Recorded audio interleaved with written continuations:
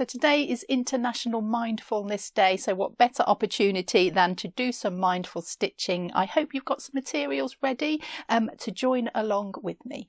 Hi everyone, Sarah here from Homfray Embroidery. Today we are going to have a non-judgmental day of playful stitching exploration. So the idea of this video is that we stitch without a design or a plan or a pattern in mind. It's all about the stitches, about enjoying the feel of the thread, enjoying playing with the stitches, not worrying about whether it's right or wrong or what it is we are making. We're just going to have a non-judgmental play with some different embroidery stitches and some different threads.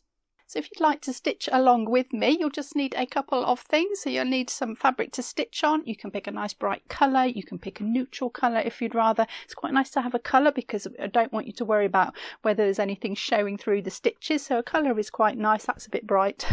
I might save that one for another day. You can put it in a hoop if you want to. So I suggest a small hoop. Like this one, or you can put it in some stretcher bars like I have done, or you can just work in your hand if you want to. And if you're a needle pointer or a cross or a canvas worker, you can do it on a piece of needlepoint canvas.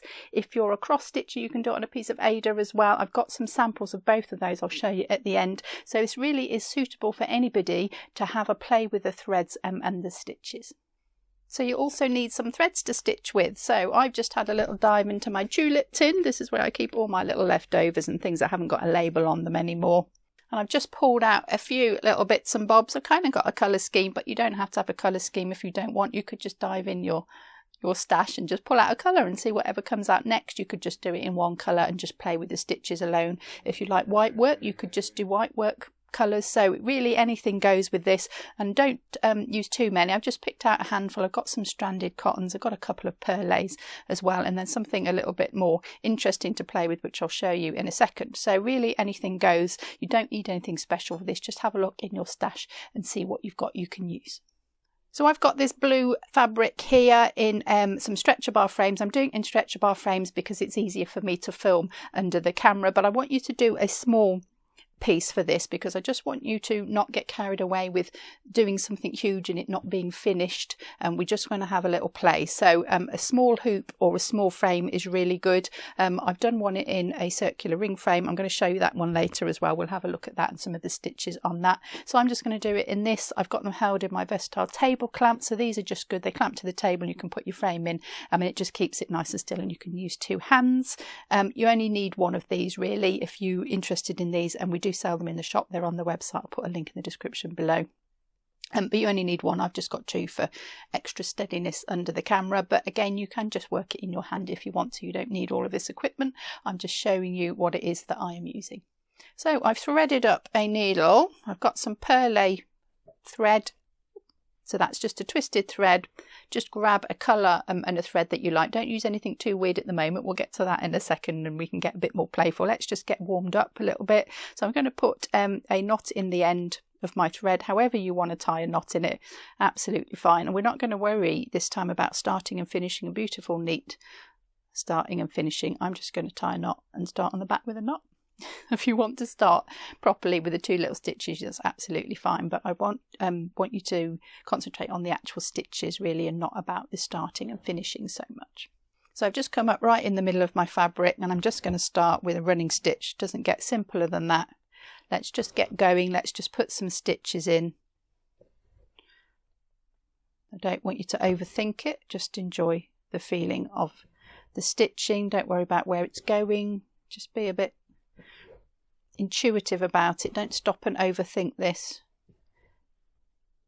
Seem to be going round in a circle. You go in a straight line, you do whatever you like. And sometimes that can be a bit too much. You think, oh, that's too many choices. But I think if you just think, I'll just keep going, just don't stop. Just keep putting some stitches in. You can do a back stitch if you wanted to. So then we come ahead of ourselves, come back into the end of that stitch. I'm going to go up here.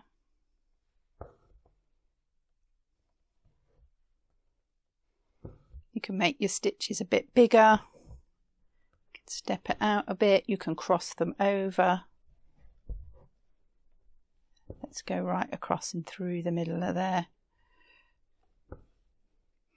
Just going to park that out to the side, and I'm going to bring a different thread in and try a different stitch. I'm going to try 6 strands of stranded cotton now. And let's do, what should we do? Let's do some eyelets. Eyelets are super easy. Don't have to worry about whether they're the same size or whether they line up. So just going to do a straight stitch, and then I'm going to go down into the middle. I'm going to call that the middle. Go round in a circle. You can put as many spokes in as you like. You can do them a long way away. You can do them close together. Do a little short one, but I'm always going down into that hole. That needle's always going down into the same hole for these. And these are great for filling in a space quite quickly. So my sort of plan is to just play with some stitches. Just put loads of stitches in. They can be on top of each other. I'm just going to fill in this area, which is why I say keep it small. Just going to fill it in and pile these stitches on top of each other and just try some different things. I can do another eyelet if I want to. I could jump over here and do one. Pick the centre. I'm going to pick that as my centre. I'm just going to fill in this space. And if there's some spaces in between your stitches, it doesn't matter. You've got that nice colour fabric behind to show through. You could add some colour to your fabric if you wanted to beforehand. If you wanted to do some interesting marks on it, you could do that, and you could respond to the marks. But I don't really want you to overthink it. Just be quite spontaneous and intuitive about this. See what comes out as you put your stitches in. We can go over the top of other ones as well. That doesn't matter. The embroidery police are not going to come and tell you it's wrong. It's really fun, and I spent a long time, but I spent some happy few hours on the sofa doing this the other night, and it was really nice just not to have to think, what am I making, and is this going to make a good video, and have I done it well enough, and on and on and on. Just sat and stitched, didn't have to think about it. And quite a while passed actually before I thought, oh, look how much I've done. Great for using up some threads as well. Don't have to be precious about the threads. So I'm going to show you a few different stitches. You can use the stitches that you know. You can have a go at some new ones if you want to. You can just use the same stitch over and over again. Just try it in different threads. Just keep stitching. Just pile them on top of each other. It really is your choice. But I'm going to show you a few different ones if you want some ideas. So let's have a go at a buttonhole. Really like this one. So the stitch starts at the bottom of the stitch. I'm just going to go in there. And I'm going to go kind of around this purple bit. So inside the loop, pull it to the outside. So I'm going to go down next to the purple, make a loop inside the loop. Let's do a blanket stitch rather than a buttonhole. So buttonhole, the stitches would be really close together. Blanket stitch, I'm spacing them out. So if I did it close like that, that would be a buttonhole. Imagine you used to do the original buttonholes to actually use for a button. You would do it nice and close, but if we do blanket stitch, we can do them nice and wide. Using a 6 strands, and this is a variegated thread, so this should change colour throughout. Got a video on variegated threads if you're interested in those. And these are nice to use because they just do natural colour changes. You don't have to think about changing colour. You can just let the thread do that for you. So just varying the lengths of them, where I put them. Have fun playing with the stitch, see what you can do with it.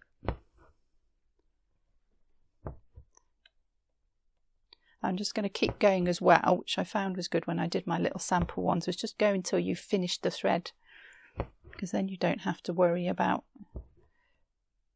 what you do with the ends and when am I going to change. Just go till you run out. That's quite a nice kind of parameter to use, is just keep going till you've got no more thread and then stop and change to a different one. I'm just parking the ends of my threads in the top of my fabric off the screen, and then when I've got a bit more stitching I can just turn them over and thread them through on the back to finish them. So don't spend time turning the frame over and finishing it, because that kind of interrupts the flow a little bit. Just leave them on the top, leave them out of the way, and you can just thread them in on the back afterwards. Okay, so I switched threads, another variegated one. I'm going to do a little bit of satin stitch now. And if you've done satin stitch before, you might know there's quite a few rules normally associated with it. I'm going to throw all of them out the window. I'm just going to put some straight stitches in next to each other to create a kind of solid block. But look at those beautiful colours coming through because I'm using the variegated one. I'm just going to fill in this area, do some short ones, do some long ones. And while I'm doing this, I'd like to give a quick shout out to our channel members and our Patreons as well for your continued support. There's another video coming for you very soon. I hope you're enjoying your content. Thank you for your support. And to those of you who've clicked the super thanks button as well, your names are going across the screen now to show your support for the videos and to show you you're enjoying them as well. It looks a little bit like this if you would like to contribute to the channel and support us. It's very much appreciated. Thank you to all of you. So just going wherever I feel like I want to go with this. Not worrying about the rules of satin stitch, just putting in some long stitches, filling in some of the shapes, creating some new shapes, do some great big long stitches, do some little short stitches, and again just going to go till I've got no thread left. That's quite nice because often it's like, oh, I've run out of thread and I've got to change it, and you usually only need like another 2 stitches worth. So just stitching until you've got no thread left, and changing the thread can just be really really fun to do. Just an unusual way to work. You don't normally work like that, you know. I don't have to think about changing threads. I'm just going to go to this point till I haven't got any left. I'm going to park it on the top out of the way. I'm going to worry about that one later. So if you want to have a play with some different threads as well, this is the perfect opportunity, and it's a perfect opportunity to try those ones that are quite hard to stitch with, or you might be a knitter or crochet and you've got some knitting wool left over that it's a little bit thick to stitch with, because you can stitch over it, you can stitch down over it. So I've got a little bit of chenille here, which can be hard to stitch with. We've got a couple of videos on this. It's beautiful thread, but it's a little bit tricky to use. So if you can just stitch over the top of it. If you don't have, by the way, any threads to play with, I've got some of these in the shop. They're really beautiful. There's some Steph Francis bundles of different kinds of threads in there, and this is the opportunity to use them. I've had these for a while. I used them a little bit, but I thought, oh, this is great. I'll get these out and I can use these. They're a little bit harder to stitch with. There's some sort of ribbons in there, and there's some sparkly ones in there. So this is a perfect opportunity, and you can just stitch over it. So I'm going to do it in a red thread so you can see what I'm doing, but just to add a little bit of colour as well. I'm not going to worry about starting or finishing the end. I'm just going to leave it on the top, and then I'm just going to kind of lay the thread on the top, and I'm going to stitch over it, a little stitch on the top, and we can just stitch that end onto the top. So as long as we do it with quite a few stitches, although I'm being mindful about it and enjoying playing, I still don't want it to come undone at the end. So I'm just going to put quite a few stitches over that end like that. That will secure the end down. We don't have to worry about taking it through to the back and finishing it off on the back, because again it's a bit trickier to use. And then I can just curl this up on top of the fabric, and I'm just going to see where it falls really. You can let it curl over itself. You can bunch it up. Got some more examples of this on those ones I'm going to show you in a second, but you can see I'm just going with the thread really. Just let the thread tell me what it wants to do. You could also use up your little odds and ends of threads as well when you're doing this. If you've got little bits left over and you don't want to waste them, then you can just put little bits of this down as well. So I'm just going to keep bunching that, just fold it over itself, just stitch it down, just see what it wants to do. Not thinking about it, just enjoying having a play with these threads and with these stitches. And again, I'm just going to go until I run out of thread, and I'm going to run out of the chenille first. So let's just put some stitches over the end. Again, not worrying about taking it through and finishing it off properly. I'm just going to make sure it's secure on the end there so it doesn't come out. I might actually just keep going with the red one as well and finish that one. Put a few more couching stitches in, and then park that out to the side and finish off later. So we've got one more thing that I'm going to show you, and if you've got some little spaces and you want to fill them in, I'm going to show you a couple of stitches you can do that with. So the easiest one to do is to just do some little seeding stitches. So they're just little straight individual stitches. You can dot them around.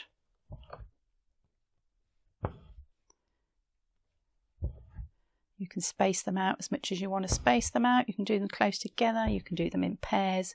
So many things you can do. And you don't have to think, what is a stitch, and go and look it up. Can I do it? You can just put some stitches in and see what happens. It's a bit like kind of mark making, really, in drawing. You're just making some marks in that. You're not worrying about proper drawing techniques. It's just make some marks. And this is kind of what we're doing with a thread. We're making some marks with it. Not concerned about whether it's an actual stitch and whether it's got a name. You could do crossover if you want. Mine always comes out a little bit neat because that's just that's what I'm trained to do. But hopefully, let's try and just do some random stuff over the top. Be a little bit more free. Hopefully, you might find that a little bit easier than me.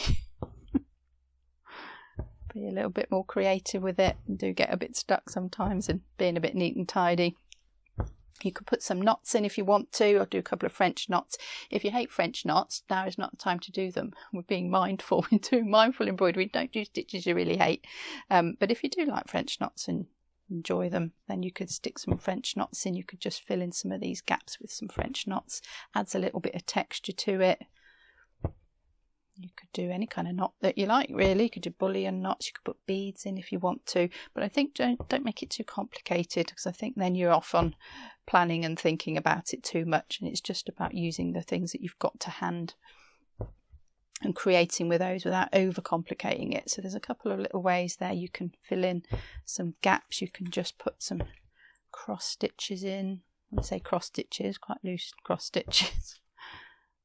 You can just put some straight stitches in. So whatever you like in between, go over the top. And I think the more that you do, the easier it is to sort of free yourself up a bit. At the beginning, it's sort of easy to overthink it. But then when you get into a rhythm and you get stitching, you can just put some in and you're not thinking about it too much and whether it's right or whether it's wrong. And don't take anything out. Definitely don't take anything out on this. Put the stitches in. Keep putting them in and keep playing with your fabric and your threads and your stitches. Right, I'm going to stop there on this one because I want to show you the other samples, but just keep going with it. And look how fun this looks already. I really like it. It's really nice. So they make beautiful embroideries. You're just using nice threads and nice colours. You're just going to get a beautiful embroidery out of it. So I'm going to just put this to one side and I just want to show you those other samplers that I've made. So this is another little sampler that I've been having a play with to try this technique out, and I've done this in a 4-inch ring frame, so you can see the size of it is really small, but that just helps you to not get overwhelmed with how much stitching you need to do. But you can see how tightly I've packed the stitches in here, and I just sort of didn't pick this colour scheme out, but I just started with a colour and added another one in, and it ended up pink and green. So but you can do whatever colours you like, as I mentioned earlier. But let's just have a little look through what stitches we've got in here. So there are some lazy daisies, so detached chain stitches. Put them together, you can make some flowers. That's quite nice. Here's some buttonhole that we've already done on that previous sampler. Just put some stitches in between. Those are the little French knots that I've used to fill in the spaces with. Got a little bit of running stitch, so there's some fabric showing through, which can be nice. Tried a sparkly thread in there with a back stitch that adds a nice different texture to it. We've got, so here, this is couched down, so this is a really fluffy red wool, knitting wool, which I was never going to be able to stitch with, so I've just put it on top, and I've done lots of cross stitches over it, just really random cross stitches in a couple of different colours here. And it's made a really beautiful texture on there. It's really soft and quite sort of thick, but again I can't stitch with it, but I can stitch over it, so a great use if you can't stitch with your thread. A bit more buttonhole here, some more cross stitches in here, some blanket stitch over here, some satin stitch here in the sparkly thread, more lazy daisies. We've got detached chains. I've got those little seeding stitches just to fill in. Move that out of the way. I don't even know, but it doesn't matter. I think it's couched. I just couched this down, so this sparkly one was a bit hard to stitch with, so just couched that down quite random and worked around it. It's a back stitch around it here. There's some kind of half buttonhole circles here, just some little shapes. We've got a bit of fly stitch in here. There's a little bit of feather stitch somewhere as well, I think. There's a bit of feather stitch right up the centre there. Some eyelets in here, some more blanket stitch buttonhole, more eyelets along the bottom here, French knots and just some straight stitches. This was an interesting thread here. It was like a sort of a velvet kind of thread, which actually was quite tough to stitch with. I could actually put that in the needle and stitch with it, so I just did those little marks with it. So you can always have a go at stitching with it, see how you get on. If you can't stitch with it, stitch over it. And then around the edge I've done various things. So I think I did a running stitch and a back stitch around the edge. You can weave some different colours through it. You can whip a thread around it as well to get these different effects. So just a lot of fun playing with it, playing with the different colours and the different textures. And then I had a little bit of this ribbon that's from these little sets of threads here, and I had this little bit left and I hadn't used it. I thought, what should I do with it? And I quite like putting a bow on something. Don't know why I do. But I thought, oh, I'll make a nice little bow. So I've just threaded it through the fabric, just tied a little bow and cut it off. Because you can see they actually make nice finished pieces. So even though we're playing, we've got no purpose in mind, they do make a lovely finished piece. And I could take that out of the frame, I could put it in a display frame and finish off the back and finish it nicely. It is worthy of that, but don't have that as your aim. Just enjoy the process as your aim. And if it happens to come out beautiful, you can hang it on the wall, then bonus. So let me show you those other two samples as well. So this is my little needlepoint one. So I've just tried a few needlepoint stitches, but you don't have to do needlepoint. I've done some normal surface stitching. So there's my blanket stitch again on there, and a couple of colours, and I've got some little stitches in between, but you could do some counted stitches if you want. There's some eyelets there, quite random. Half an eyelet here in the sparkly thread, more eyelets, and some recognisable canvas work stitches in here as well. A little bit of satin stitch there in different colours. So just mixing it up, just trying it out, and I can just carry on and fill in this shape. You can see how I just drew a little square around there. It's just sort of something to focus on with that. Means you don't have to fill in more than you need to. You know, you just got a small area to do. It's a nice achievable thing just to sit and relax doing that. So that's my little canvas one. And I mentioned as well, if you're a cross stitcher, you can do it on an Ada fabric, and I've just drawn a circle inside because it's quite hard to get stitch when you get up to the edge of the wood. So I just actually did a freehand circle, so I wasn't even worried about that, just roughly where to stitch to, so I wasn't going to start fighting with the frame because then I'm not being very mindful. So these are all cross stitches in here and variations of cross stitches. So if you're a cross stitcher, you can just have a little play with this and just in different sizes, different threads. Look at this mad pink one here, a little bit of couching again, couch down with cross stitches over it, so you can get really creative even just with one stitch. And I just wanted to show you that for that reason. I think there might be something in this cross stitch one for a future video. It's fun to play with it. If you're a cross stitcher and you want to maybe expand on your cross stitch, we might come and visit this one again in a separate video. So I do hope that's inspired you to grab a little bit of fabric and some threads and have a little bit of a mindful stitching session. Have a little bit of fun playing with your threads and with your stitches. And if you would like to know some different stitches, you want to have a go at a few that I've used in this project, then do check out this playlist up here. This is our stitch sampler playlist. Lots of you to have a play and have a go with there. Give us a thumbs up if you've enjoyed this video. Thank you for watching, and I will see you soon.